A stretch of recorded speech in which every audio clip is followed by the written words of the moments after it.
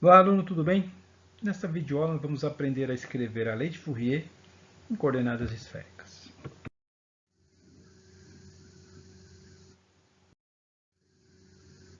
Nas outras videoaulas a gente aprendeu a escrever a lei de Fourier em coordenadas cartesianas e cilíndricas. Então vamos aplicar aqui a mesma metodologia para aprender a escrever agora a lei de Fourier em coordenadas esféricas. Então a gente vai partir aqui da definição da lei de Fourier de maneira geral, tá?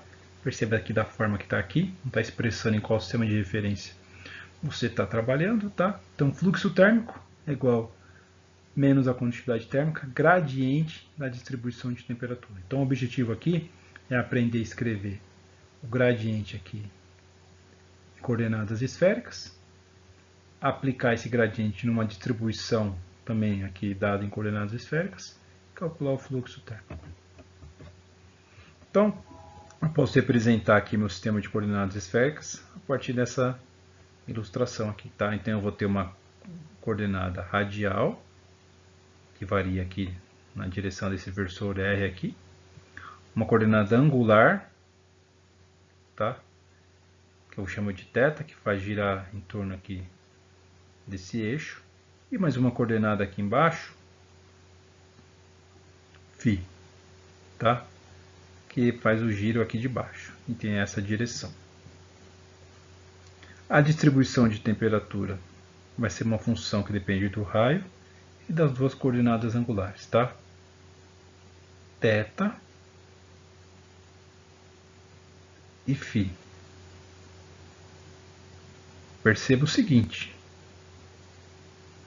se eu variar φ, θ e r, eu consigo descrever qualquer ponto de uma esfera.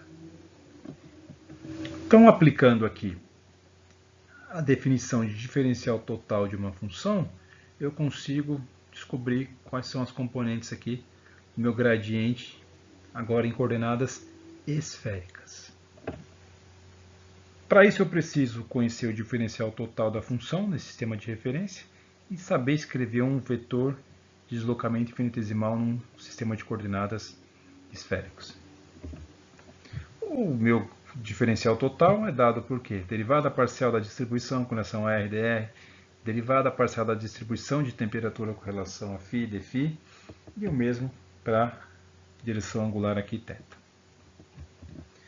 Um vetor de deslocamento infinitesimal é dado da seguinte forma: ó.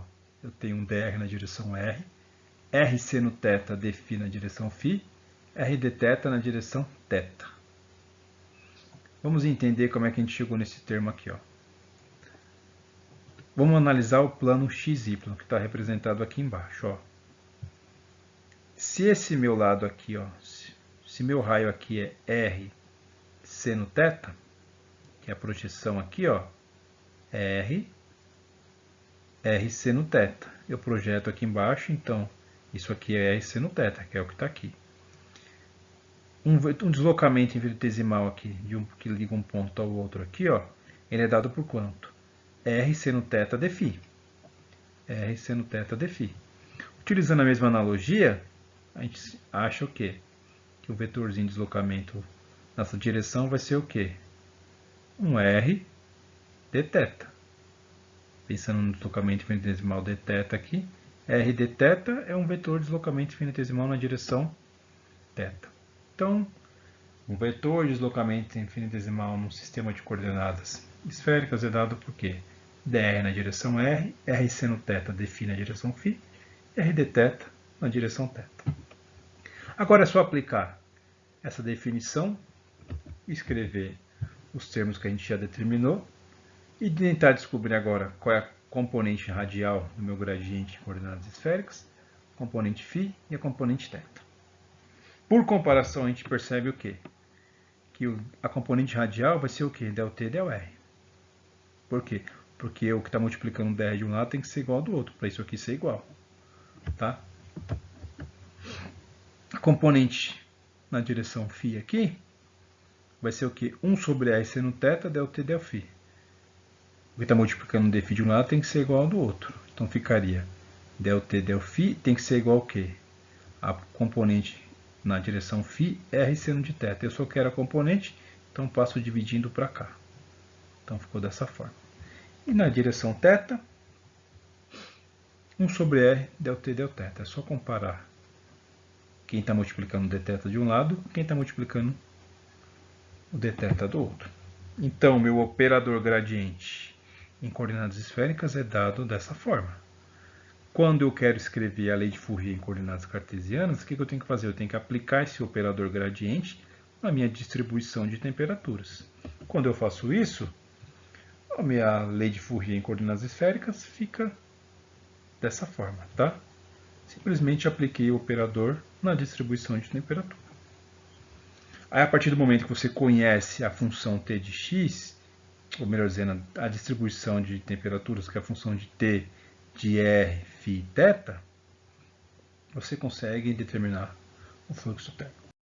Vamos fazer um exemplo aqui, supondo que a condução de calor acontece só na direção radial. Tá? Então a lei de Fourier fica dessa forma, que está aqui. Se eu quero calcular a taxa de transferência, então vou multiplicar isso aqui pela área. Agora pensando numa esfera aqui, ó, tá? Pode pensar que é um reator em formato esférico, cuja temperatura interna é maior do que a externa. Eu tenho um raio interno, um raio externo. Fiz um corte aqui, ó, e vou representar esses raios para ficar mais fácil o entendimento. Temperatura interna, temperatura externa. A equação da taxa de transferência fica o quê? Menos K vezes a área da superfície externa da minha esfera, 4πr², dt dr. Então eu isolo de um lado da equação os termos que tem o R, dr, e do outro lado que tem o dt. Integro isso dos dois lados, do raio interno até o raio externo, da temperatura interna até a temperatura externa. Resolvendo essas integrais, eu vou chegar no que aqui? Integral de 1 sobre r² dr é igual ao que? Menos 1 sobre r. Então o menos está aqui, ó, 1 sobre r. Aplica os limites. E desse lado aqui a integral do dt é o próprio t aplicando os limites também.